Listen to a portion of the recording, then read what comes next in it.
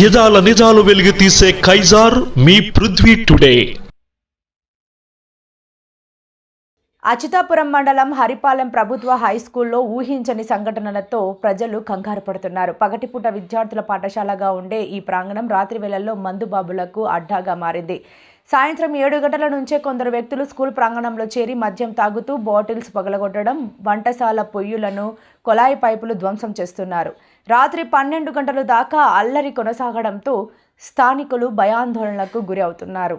విద్యా సంస్థ ప్రాంగణం మద్యానికి అడ్డాగా మారడం పట్ల గ్రామ ప్రజలు తీవ్ర ఆగ్రహం వ్యక్తం చేశారు. పిల్లలు రోజు చదువు కోసం వచ్చే ప్రదేశంలో ఇలాంటి మద్యం దురాచారాలు జరగడం చాలా విచారకరమని వారు అంటున్నారు. తక్షణమే పాఠశాల చుట్టూ సరైన రక్షణ చర్యలు తీసుకుని తప్పించుకోలేని విధంగా నిందితులపై కఠిన చర్యలు తీసుకోవాలని ప్రభుత్వ అధికారులను కోరుతున్నారు.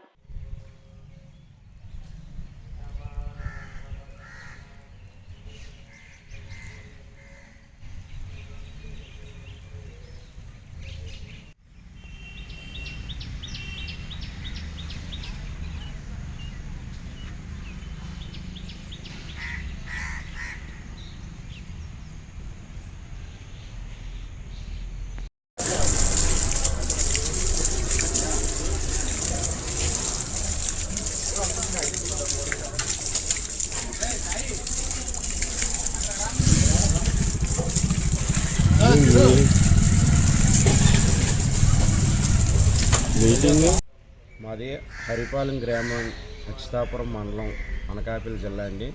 హరిపాలెం హై స్కూల్ చైర్మన్గా నేను మాట్లాడుతున్నాను. గత 10 రోజులు పెట్టి మా హై స్కూల్లోని ఎవరు చేస్తున్నారో తెలియదు. నైటు 7-8 గంటలకు మీదకి వెళ్ళి గంజాయి తాగుతుండ్రో ఏదో మనం చూడాలి, ఎలాగ ఎక్కుతుండ్రో తెలియదు. 8-9 గంటల వరకు లైట్లు వేసి వెలుగుతుండ్రని చుట్టుపక్కల వాళ్ళు చెప్పగా మేము వెళ్ళడం, మేము రాబోతుకి గసరబోతుకి లైట్లు ఆఫ్ చేసేస్తున్నాం.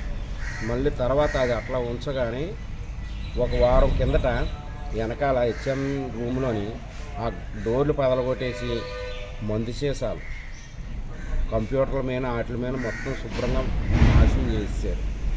నెక్స్ట్ ఇంకోటి ఏంటంటే నిన్న రీసెంట్గా జరగవలసింది ఏంటంటే పిల్లలు వాటర్ తాగే పైపులు, ఆ పైపు మొత్తం ఎరగొడేశారు. వంట చేసి మనుషుల దగ్గర ఆ పొయ్యిలు కూడా గుణపాలు తెచ్చి పొడి చేశారు. తర్వాత వగరైతే వెనకాల స్కూల్ పిల్లలు మన టాయిలెట్ రూమ్లో పైపులో అవన్నీ ఎరగొడేసి చాలా కొంచెం ఘోరంగా చేస్తున్నారు. కాబట్టి దీనికి కంప్లైంట్ ఇవ్వడం కూడా జరిగింది. సిఐ గారికి మేము చెప్పాము, తర్వాత ఎస్ఐ గారికి చెప్పాము. వాళ్ళు ఇవాళ స్పందిస్తా అన్నారు. దయచేసి మీరు ఈ స్కూల్ పరిస్థితి ఏంటో కొంచెం మీరు అర్థం చేసుకొని, ఈ స్కూల్ మన అందరిది కాబట్టి మన పిల్లలందరూ ఇందులో చదువుతున్నారు కాబట్టి వాళ్ళ భవిష్యత్తు గురించి మనం ఆలోచిస్తున్నాం. కాబట్టి రేపు ఫ్యూచర్లోని ఇలా ఇంకా జరుగుతుంటే పిల్లలు కూడా రావడానికి కూడా భయపడి పొజిషన్ ఉంటుంది. దయచేసి మీరు అందరూ కూడా దీన్ని వెంటనే చర్య తీసుకుంటారని మనస్ఫూర్తిగా నేను కోరుకుంటున్నాను.